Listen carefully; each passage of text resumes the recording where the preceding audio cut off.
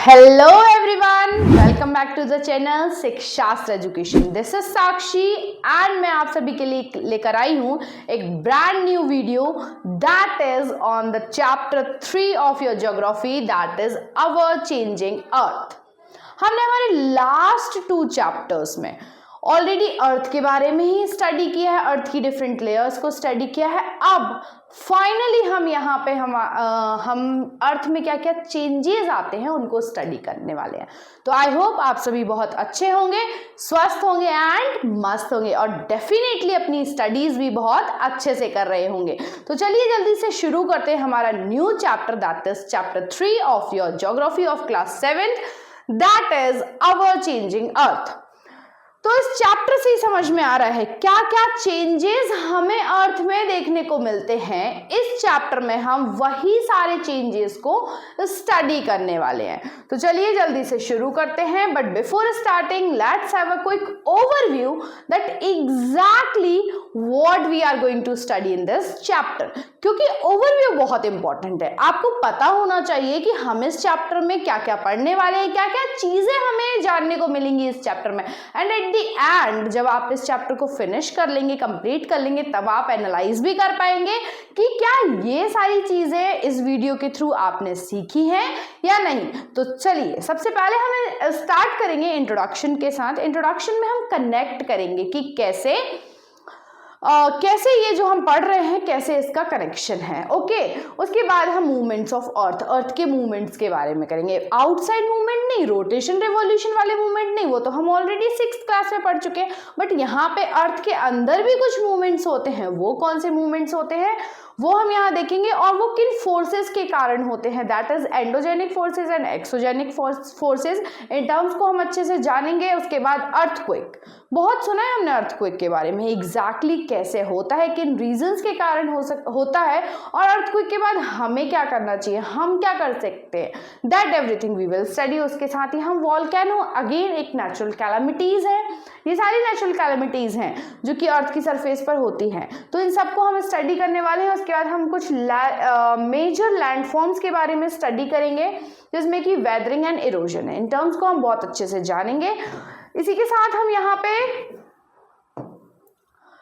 के साथ हम कुछ डिफरेंट लैंडफॉर्म्स जैसे कि रिवर को जानेंगे. रिवर का फॉर्मेशन क्या है, रिवर से और क्या क्या चीजें बनती हैं, जैसे वाटरफॉल हम सब जानते हैं. मीएंडर्स क्या होते हैं ये जानेंगे हम. ऑक्सबो लेक जानेंगे, flood plains, levees, delta, everything we will study in detail. पूरी रिवर की वर्किंग कैसे होती है, कैसे जहां से ओरिजिन हुआ है और एंड होती है उसके बीच बीच में क्या क्या होते हैं, क्या क्या चीजें मिलती हैं, एवरीथिंग वी विल स्टडी है.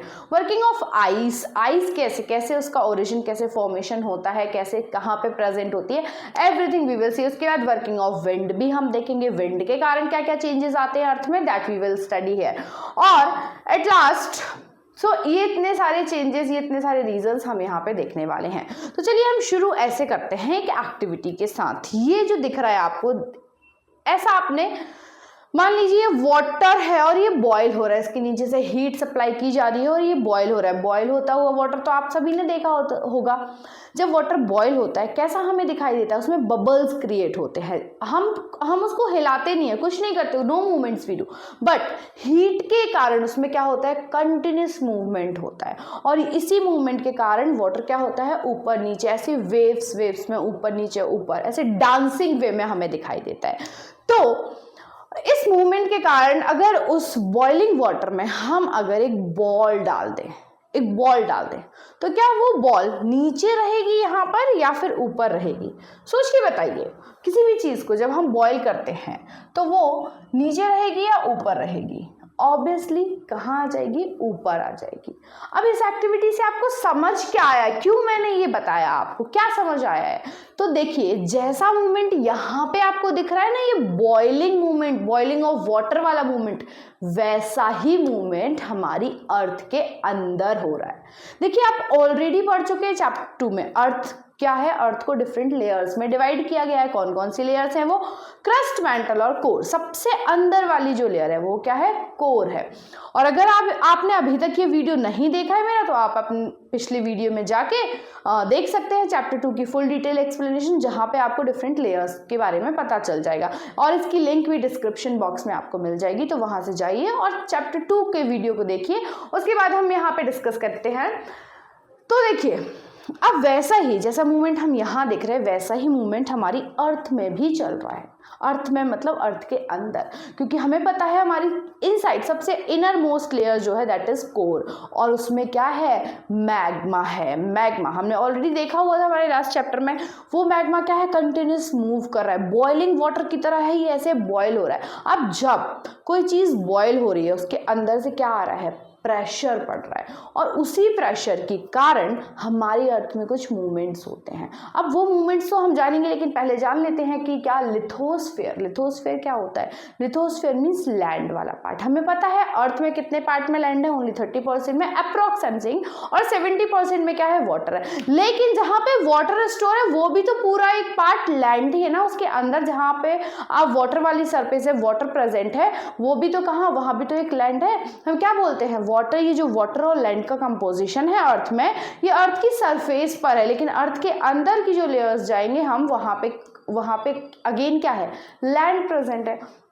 So the lithosphere और land part is broken into a number of plates known as lithospheric plate. अब ये लिथोस्फेरिक प्लेट क्या है, देखिए ये पूरी अर्थ है, पूरी अर्थ है। मान लीजिए अर्थ का एक पार्ट जो है 1/4 पार्ट यहाँ पे लैंड है, और इतने पार्ट में क्या है, वाटर है, इतने पार्ट में वाटर है। फिर क्या हुआ, अर्थ के अंदर से क्या, ऐसे बॉइलिंग वाटर जैसा फोर्स बॉयल हो रहा है, वाटर जैसे वाटर बॉयल होता है वैसे मैग्मा है इसके अंदर, और वो कंटिन्यूसली फोर्स के कारण क्या हो रहा है, बॉइलिंग वाटर जैसे दिख रहा है हमें। अब बॉइलिंग वाटर के कारण ये जो हीट है, इसके कारण ये जो प्लेट्स क्या है, प्लेट्स क्या होती हैं, वो ब्रेक हो जाती हैं।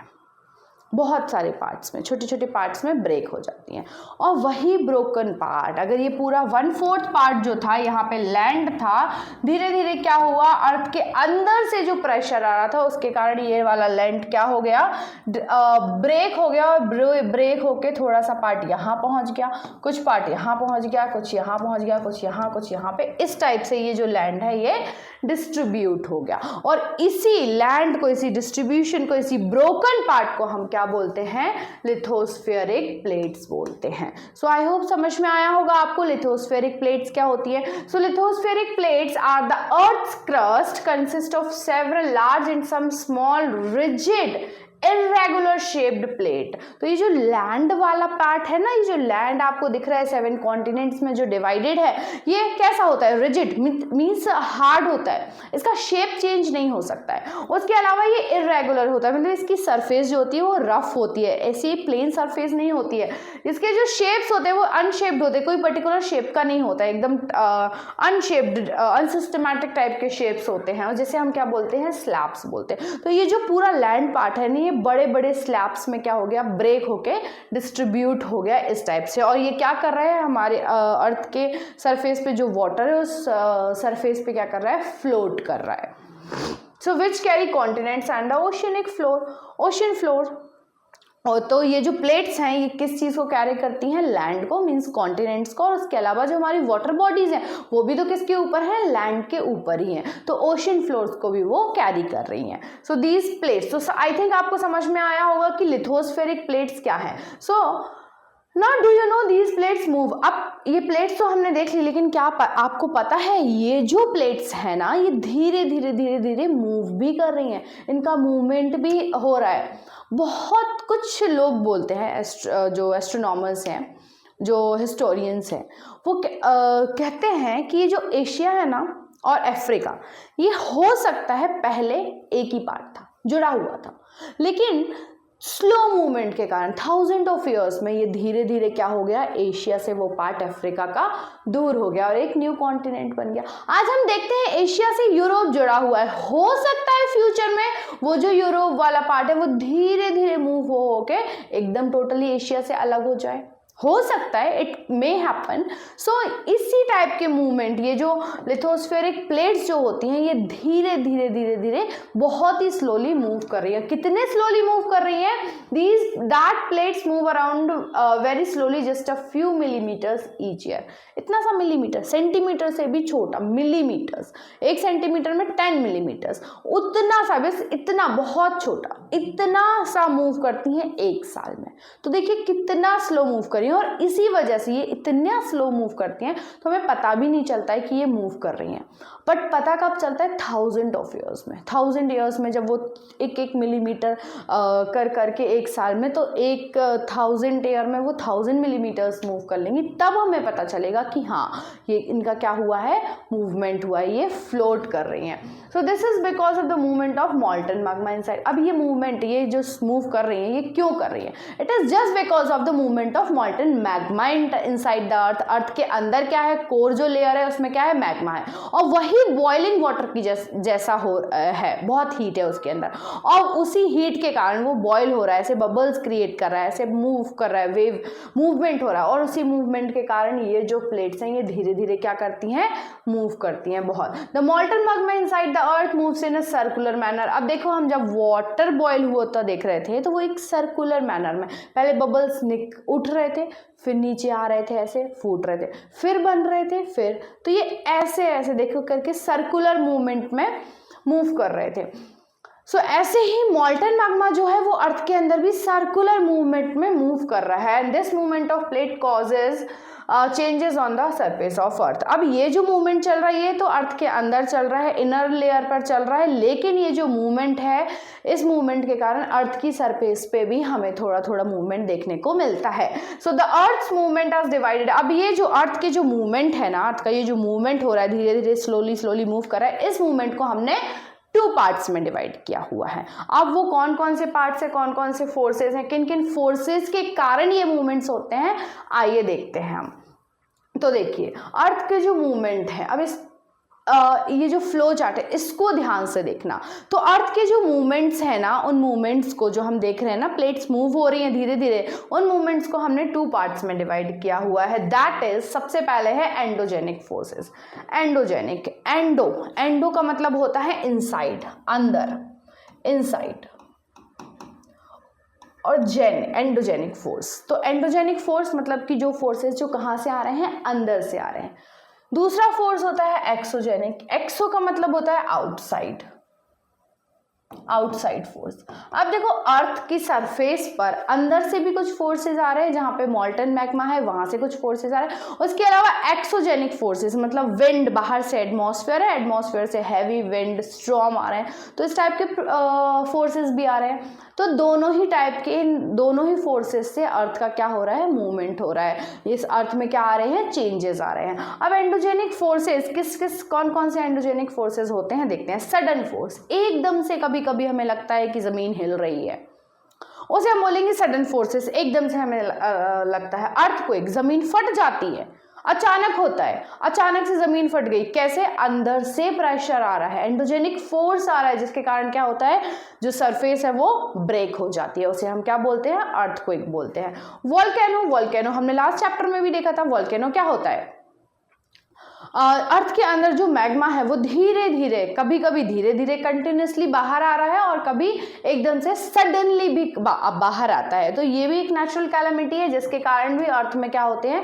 चेंजेस होते हैं। लैंडस्लाइड्स हम देखते हैं, जो लैंड है जैसे माउंटेन्स है, वो एकदम से किसी विंड या किसी भी अंदर के फोर्सेस के कारण क्या हो जाता है? स्लाइड हो जाता है, बह जाता है, बहुत से रीजंस के कारण। तो उसे, ये सारे वो फोर्सेस हैं एंडोजेनिक फोर्सेस। उसके बाद है डायस्ट्रॉफिक फोर्सेस, और उसके अलावा है बिल्डिंग माउंटेन्स। तो ये सब जो फोर्सेस हैं, these are the endogenic forces.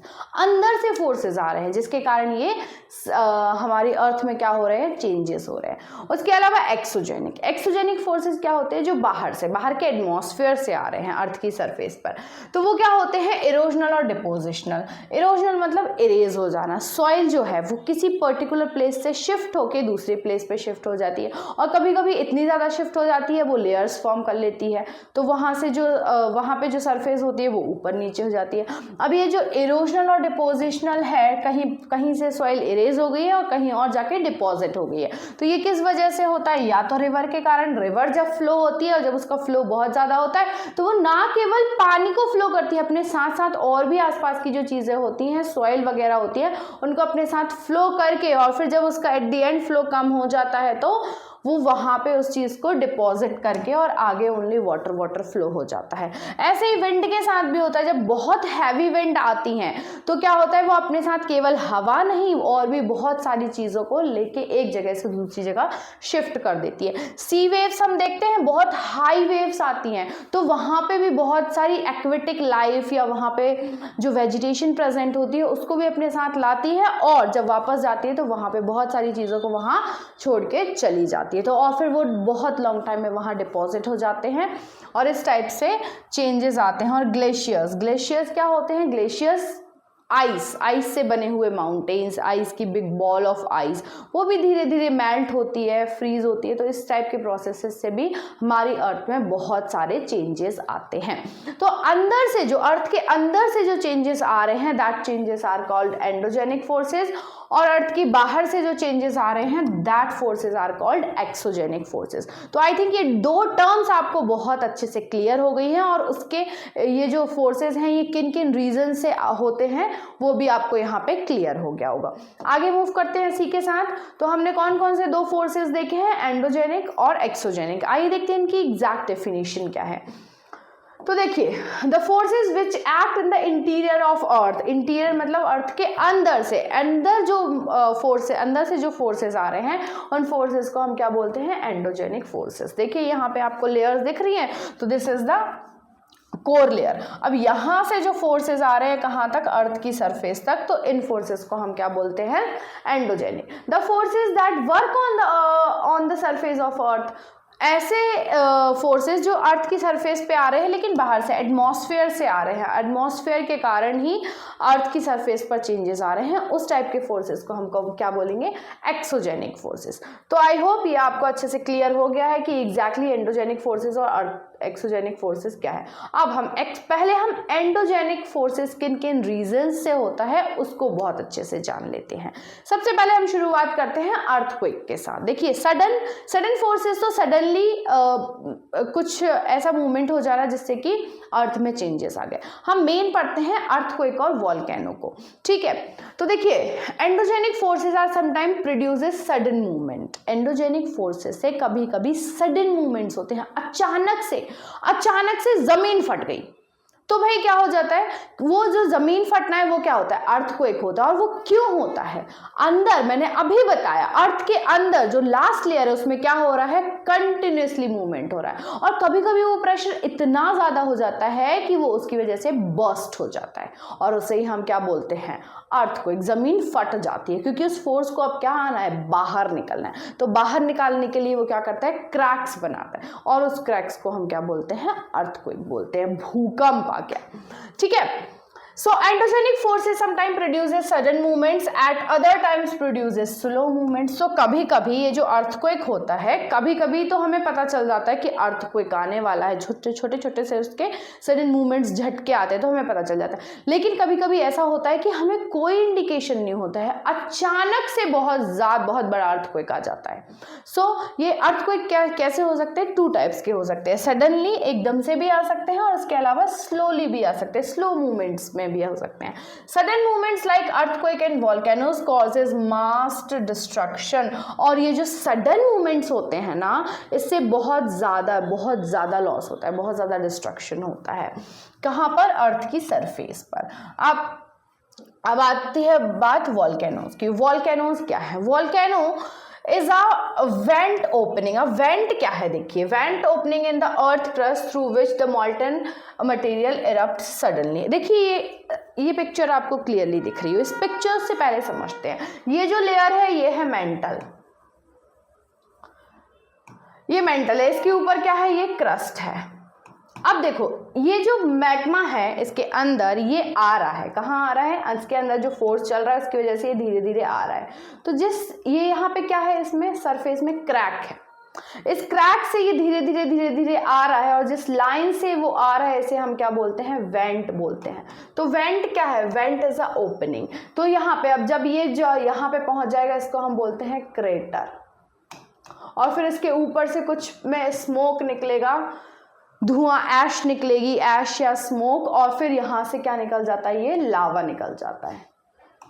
तो this is the formation of volcano. कैसे होता है वॉल्केनो, अंदर से ये जो मैग्मा है ये क्रैक्स के थ्रू, ये क्रैक्स किस में होते हैं, मेंटल और क्रस्ट में, दोनों में क्रैक्स होते हैं, और इन क्रैक्स के कारण ही ये जो मैग्मा है it is coming out from a opening and that opening is called went, and at last जहां पे ये एंड हो रहा है that point is called crater, और फिर उसमें से वन पार्ट यहाँ पे जाके इस टाइप से डिपॉजिट हो जाता है। देखिए कोई भी चीज़ है जब अंदर से ऐसे आ रही है तो वो अपने साइड में इस टाइप से क्या हो जाती है, डिपॉजिट हो जाती है। तो इस टाइप का एक शेप क्रिएट हो जाता है जिसे कि हम क्या बोलते हैं, वॉल्केनो बोलते हैं। अब ये जो वॉल्केनो हमने लास्ट चैप्टर में देखा था 2 टाइप्स के हो सकते हैं, एक्टिव और सडन। तो एक्टिव क्या, जो कि कंटिन्यूसली इसमें से आ रहा है, कंटिन्यूसली ये जो मैग्मा है ये कंटिन्यूसली हमेशा आते ही जा रहा है, उसे हम एक्टिव वॉल्केनो कहते हैं। सो हमने यहाँ पे देख लिया वॉल्केनो और अर्थक्वेक के बारे में कि एग्जैक्टली अर्थक्वेक और वॉल्केनो क्या होता है। आगे देखते हैं, सो लेट्स मूव अहेड। अब अर्थक्वेक के बारे में पहले देखते हैं।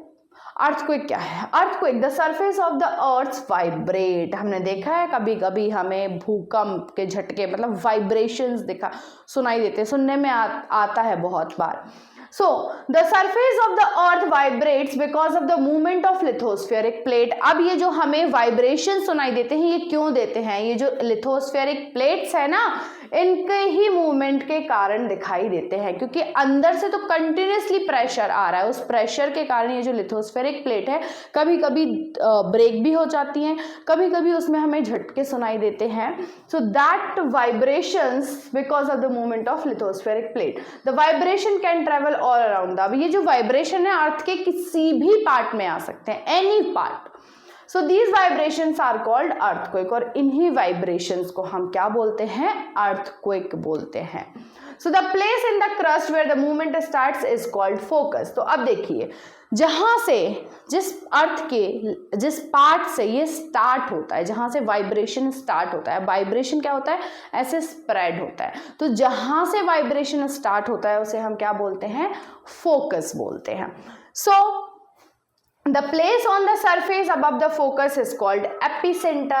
अब देखिए यहाँ पे एक पिक्चर के थ्रू मैं आपको बताती हूँ, ये फोकस है इस टाइप से, और इस टाइप से ये जो है इसके आसपास, अब देखिए यहाँ पे फोकस है, यहाँ से जो वाइब्रेशन है वो जाना स्टार्ट हुआ है, अब ये वाइब्रेशन इस टाइप से मूव करेगा तो जितने एरिया को ये कवर करेगा, the place on the surface above the earth. अब जस्ट ये तो अंदर से आ रहा है, जो जो फोकस है वो तो अंदर है, और यही फोकस के जस्ट ऊपर जिस प्लेस पे अर्थ की सरफेस पर ये होगा उस प्लेस को हम क्या बोलेंगे, एपिसेंटर। इसको हम क्या बोलेंगे, एपिसेंटर। सो इसके आगे देखते हैं, vibrations travel outward from the epicentre as waves. अब देखो यहाँ पे हम एक पिक्चर के थ्रू देखते हैं, एक पॉइंट है अर्थ के अंदर जहाँ जैसे कि क्या बोलते हैं हम, फोकस, अर्थ के अंदर सरफेस पे, ठीक है। अब यही फोकस से क्या हो रहा है, वाइब्रेशन स्टार्ट हो रहा है, अब वही फोकस के जस्ट ऊपर जो एक पॉइंट होगा उसे हम बोलेंगे एपिसेंटर, अर्थ की सरफेस पे, और ये अंदर है। अब ये जो एपिसेंटर से ये जो वाइब्रेशन है ना ऐसे ट्रैवल करेंगे अपने आसपास के एरिया में, लॉन्ग एरिया को, यहाँ भी और उस साइड भी। तो द वाइब्रेशन ट्रैवल आउटवर्ड, यहाँ अंदर की तरफ नहीं आएंगे, ऐसे बाहर की तरफ मूव करेंगे, और उसे हम क्या बोलते हैं, वेव्स बोलते हैं। क्या बोलते हैं, वेव्स बोलते हैं। So greatest damage is usually closest to the epicentre. तो एपिसेंटर के आसपास वाला जो एरिया होता है ना वहां पे ज्यादा डैमेज होता है, एपिसेंटर के आसपास वाले एरिया में ज्यादा डैमेज होता है। And the strength of earthquake decreases away from the centre. अब जैसे ये सेंटर से थोड़ा थोड़ा दूर जाते जाएंगे, इसका जो डिस्ट्रक्शन है वो थोड़ा थोड़ा कम होता जाएगा, वहां पे अर्थक्वेक की जो स्ट्रेंथ है वो कम होती जाएगी। तो आई होप इतना आपको समझ में आया होगा। एक बार और बहुत अच्छे से वीडियोस देख लेते हैं। ये फोकस है, यहाँ से जब ये निकलेगा, ये जो वाइब्रेशंस निकलेंगे तो जिस सरफेस पे निकलेगा उस सरफेस के पॉइंट को हम क्या बोलेंगे, एपिसेंटर। और जहाँ तक ये ट्रेवल करेगा उसको हम बोलेंगे वेव्स। अब ये जो इसका जो डिस्ट्रक्शन पॉइंट होता है वो एपिसेंटर के आसपास ज़्यादा होता है, और जैसे ये दूर मूव करते जाता है इसका ये जो स्ट्रेंथ होती है ये कम होती जाती है, it goes on decreasing. I hope आपको इतना अच्छे से समझ में आया होगा। आगे बढ़ते हैं इसी में। अब देखिए एक केस स्टडी है, एक प्लेस है गुजरात में भुज, वहां के बारे में है। देखिए एक मैसिव अर्थक्वेक वहां पर आया था। कहां पर? एक मैसिव अर्थक्वेक हिट्स द भुज। भुज है that is located in Gujarat. वहां पे एक बहुत ही बड़ा अर्थक्वेक आया था, और उसको जब हमने मेजर किया किस लेवल तक का था, तो that was 6.9 on Richter scale. अब ये रिक्टर स्केल क्या है आगे देखते हैं। हिट भुज टाउन ऑन 26 जनवरी 2001। 26 जनवरी 2001 में एक बहुत बड़ा अर्थक्वेक कहाँ पर आया? भुज में, that is located in Gujarat. अब क्या हुआ इससे? बहुत सारे स्कूल्स जो थे वो अफेक्ट हुए। At least 971 student and 31 teachers are fear to have lost their lives following the collapse of school building. एक स्कूल बिल्डिंग थी जो कि हमने वहाँ हमारे इसमें लास्ट उसमें देखा था, ये जो स्कूल बिल्डिंग थी। तो ये स्कूल बिल्डिंग जो है उसका एकदम से डिस्ट्रक्शन हो गया, जिसमें 971 student and 31 teachers have lost their life. सोचिए कितना ज़्यादा भयंकर अर्थक्वेक होगा। उसके अलावा और क्या क्या चीज़ हुई? भुज रिलीफ एफर्ट्स ब्लाइटेड। अब यहाँ पे कुछ रिलीफ के लिए भी कुछ प्रोसेसेस हुई। 3 days आफ्टर द अर्थक्वेक, 3 दिन बाद, concern rose about the food, blankets and medical supplies not reaching everyone. मतलब 3 दिन के बाद भी वहाँ पे ये सारी चीज़ें जो पहुँचनी चाहिए थी वो वहाँ नहीं पहुँच पाई। डिस्ट्रक्शन ऑफ भुज। भुज का बहुत ज़्यादा डिस्ट्रक्शन हो गया था। Phone lines, water pipelines, power station, star mission lines वर नॉक्ड आउट। सब कुछ बंद हो गया था, कोई भी फैसिलिटीज़ वहाँ, क्योंकि एवरीथिंग वॉज डिस्ट्रॉयड। सब कोई कनेक्ट भी नहीं कर पा रहा था उस एरिया में। Fire in the city, 100 of fire started as charcoal cookers सोवर्टन। तो क्या हुआ वहाँ पे? Just because of the earthquake बहुत से एरिया में क्या हो गया था? फायर स्टार्ट हो गई थी, फायर लग गई थी। Emergency declared in the quake zone. अब वहाँ पे इमरजेंसी डिक्लेयर की गई। 100 of fire started as charcoal cookers overturn. उसके अलावा camp spares to the centre, Gujarat appealed for financial help. अब इतना ज़्यादा डिस्ट्रक्शन होने के बाद गुजरात ने अपील किया for the financial help. The chief minister of Gujarat has launch an appeal for the centre to deal with the disaster. तो वहाँ के जो चीफ मिनिस्टर थे गुजरात के, उन्होंने अपील की किससे? सेंट्रल गवर्नमेंट से, to provide them some help, financial support, जिससे कि उनको रिलीफ मिल पाए इस डिस्ट्रक्शन से। तो this was a case study. ये केस स्टडी थी कि जिसमें कि अर्थक्वेक से कितना ज़्यादा डिस्ट्रक्शन हुआ था। अब ये जो अर्थक्वेक होता है इसमें ये जो वेव्स हमने देखी थी, वेव्स जो कि एरिया को, एपिसेंटर के आसपास के एरिया को कवर करती है। अब वो जो वेव्स होती हैं वो 3 टाइप्स की होती है। कौन कौन सी वेव्स होती हैं देखते हैं यहाँ पे। पी वेव्स और लॉन्गिट्यूडनल वेव्स। लॉन्गिट्यूड का मतलब क्या है? लॉन्ग वे में होता है। तो वो पी वेव्स क्या होती हैं देखिए। The P waves is also known as the pressure waves और प्राइमरी वेव्स। प्राइमरी वेव्स जिसे हम बोलते हैं सबसे पहले जो स्टार्ट होती है, that are called P waves. P से प्राइमरी, तो पी से ये वाली वेव्स क्या कहलाती हैं? P waves. It is a kind of elastic body wave known as seismic wave. इन्हें हम सीस्मिक वेव भी बोलते हैं। तो एपिसेंटर के आसपास ये जो वेव्स, इनकी स्ट्रेंथ बहुत ज़्यादा होती है, उन्हें हम क्या बोलते हैं? P waves. उसके बाद होती है secondary waves, S waves. Secondary, S से सेकेंडरी, तो एस से क्या बना? एस वेव्स, और इनको ट्रांसफर वेव्स भी कहा जाता है। These are known as secondary waves. It shakes perpendicularly और transverse to the direction of propagation. अब ये जो सेकेंडरी वेव्स होती हैं, these are perpendicular to the P waves. तो यहाँ से जब ये वेव्स निकल रही हैं इस टाइप से, तो ये एपिसेंटर के आसपास की जो होंगी दैट इज लॉन्गिट्यूडनल वेव्स, उन्हें हम क्या बोलेंगे, पी वेव्स बोलेंगे। उसके बाद सेकेंडरी वेव्स जो लॉन्ग डिस्टेंस तक पहुंच रही हैं that waves are called S waves. L waves third type है। एल वेव्स को हम सरफेस वेव्स भी बोलते हैं। These waves produces horizontal motion. अब ये यहाँ पे जब अभी तो ये वर्टिकली, क्योंकि ये यहाँ से निकल रहा है, देखिए एक डायग्राम के थ्रू क्लियरली समझते हैं, यहाँ से जब निकल रहा है तो ये जो लॉन्गिट्यूडनल वेव्स आ रही हैं ये लॉन्ग वेव में जो कि एपिसेंटर से बहुत पास में, इन वेव्स को हम क्या बोलते हैं, पी वेव्स। फिर यहाँ के आसपास की वाली जो एरिया जो होती है जिसे हम सेकेंडरी वेव्स बोलते हैं, तो दैट आर एस वेव्स। अब यही वेव्स लॉन्ग डिस्टेंस तक ट्रेवल करती हैं, उसे हम क्या बोलते हैं, एल वेव्स, जो कि सरफेस, अर्थ की सरफेस पर है, जो कि ज़्यादा स्ट्रॉन्ग नहीं होती है। These waves produce horizontal motion on the earth surface, shaking off the earth in a side to side motion.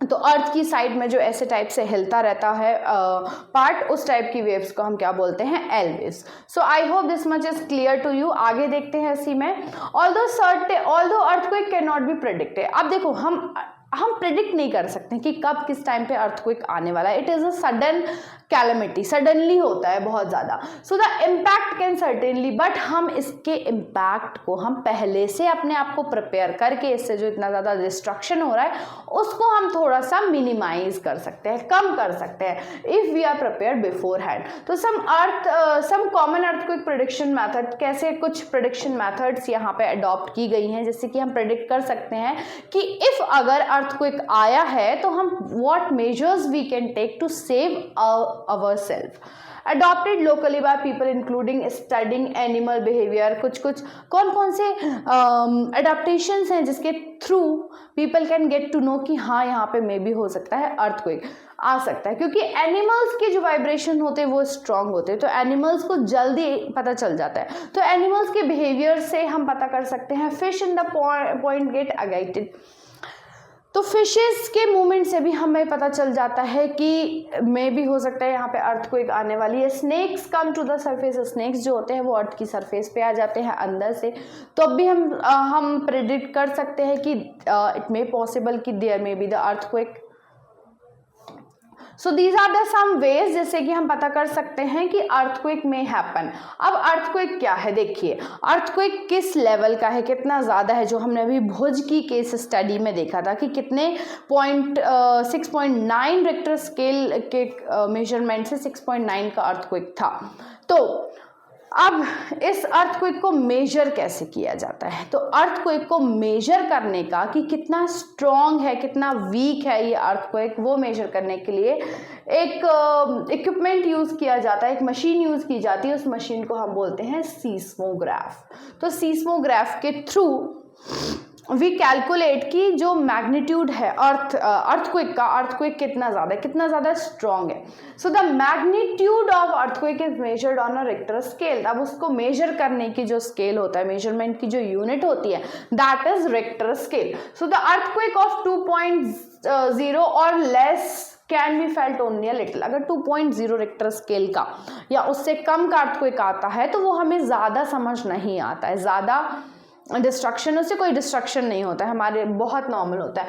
But अगर यही अर्थक्वेक 5.0 को क्रॉस कर देता है और तो वो बहुत ज़्यादा हैवी होता है और उससे क्या होता है, बहुत ज़्यादा डैमेजेस होते हैं। तो यहाँ पर देखिए भुज में कितना आया था 6.9 का, तो it was very high because 6.9 का जो है वो मैग्नीट्यूड बहुत ही हैवी, बहुत ज़्यादा वेरी स्ट्रॉन्ग उसे माना जाता है। और 7.0 से ज़्यादा का होता है तो उसे बहुत मेजर अर्थक्वेक माना जाता है। तो ये जो पॉइंट जो मैं बता रही हूँ 2.3.6.0 7.0, इसको मेजर करने की जो यूनिट है that unit is called Richter scale. और जिस मशीन से इसको मेजर किया जाता है कि कितने लेवल का है, कितना मैग्नीट्यूड है, कितना ज़्यादा स्ट्रॉन्ग है, that machine is called seismograph. यहाँ पे एक पिक्चर दिख रही होगी आपकी, एनसीईआरटी बुक के अकॉर्डिंग इस टाइप की एक मशीन होती है जिसे हम सीस्मोग्राफ बोलते हैं, जिसके थ्रू अर्थक्वेक के मैग्नीट्यूड को मेजर किया जाता है। So I hope this much is clear to you, इतना आपको बहुत अच्छे से समझ में आया है। उसके अलावा अब कुछ मेजर्स हम भी ले सकते हैं अपने आप को प्रोटेक्ट करने के लिए अगर एक सडन अर्थक्वेक आता है तो what are the measures, where to take shelter during an earthquake. अब मान लीजिए अर्थक्वेक आ गया है, एक सडनली अर्थक्वेक आ गया है, तो हम अपने आप को कैसे सेव करेंगे। अगर आप अपने स्कूल में हैं, उस टाइम पे अर्थक्वेक आया है, तो अपने आप को बेंचेस और टेबल डेस्क के नीचे ऐसे छुपा लीजिए। तो in this way you will be able to save yourself. तो कुछ एक सेफ स्पॉट ढूंढिए अपने स्कूल में या जहां पर भी आप प्रेजेंट हैं अर्थक्वेक के टाइम पे। तो एक सेफ स्पॉट जैसे कि किचन काउंटर, टेबल डेस्क के अंदर, इस टाइप से अगेंस्ट एंड इनसाइड और कॉर्नर ऑफ अ वॉल, किसी वॉल के साथ में, क्योंकि जब जमीन हिलेगी तो आपका डिस्ट्रक्शन कम होगा, नहीं होगा। उसके अलावा stay away from fire places, जहाँ पे फायर वाली प्लेसेस हैं उन प्लेसेस जैसे petrol pumps, diesel fuel pumps जो होते हैं उनसे दूर रहिए। आर्केस अराउंड चिमनीज, जो फैक्ट्रीज होती है उनमें जो चिमनीज होती है उस टाइप के एरिया से दूर रहिए। Windows that shutter including mirrors and picture frames, तो मिरर जहाँ पे मिरर्स ज़्यादा होते हैं, लाइटिंग ज़्यादा होती है, उस टाइप के एरिया से भी दूर रहिए ड्यूरिंग द अर्थक्वेक, ठीक है।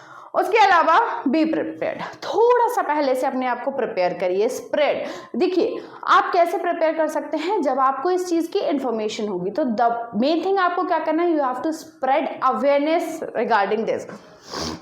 So by spreading awareness amongst your friends and family members can and face any disaster confidently। तो अगर ये इस टाइप की प्रॉपर इंफॉर्मेशन रहेगी, अवेयरनेस रहेगी लोगों के पास, तो definitely they will be able to save themselves. तो अगर आप अब जान चुके हैं कि कैसे आप अपने आप को सेव कर सकते हैं, तो जल्दी से अपने फ्रेंड्स और फैमिली में भी स्प्रेड कर दीजिए अवेयरनेस कि कैसे अगर इस टाइप की इमरजेंसी आती है, अर्थक्वेक जैसी सिचुएशन आती है, तो कैसे आप अपने आप को सेव कर सकते हैं। सो आई होप इतना आपको बहुत अच्छे से समझ में आया होगा। यहाँ हम अपने आज की टॉपिक को फिनिश करते हैं। आगे हम इसी चैप्टर में और भी सारी चीज़ों को कंटिन्यू करेंगे, तो बने रहिए मेरे साथ शिक्षास एजुकेशन में, जहाँ हम इस चैप्टर को अगले 2 पार्ट्स में कंप्लीट करने वाले हैं। फर्स्ट पार्ट हमारा ऑलरेडी कंप्लीट हो गया है, अभी कंप्लीट हो गया है, फिनिश हो गया है। तो बने रहिए मेरे साथ शिक्षास एजुकेशन में। जल्दी ही मिलते हैं नेक्स्ट वीडियो में, जहां हम और डिटेल में सारे टॉपिक्स को, एनसीईआरटी के सारे टॉपिक्स को कवर करने वाले हैं। थैंक यू, बहुत बहुत धन्यवाद। अगर आपको मेरा वीडियो बहुत अच्छा लगा है तो जल्दी से लाइक कर दीजिए और साथ ही साथ सब्सक्राइब भी कर दीजिए। Thank you everyone, thank you once again.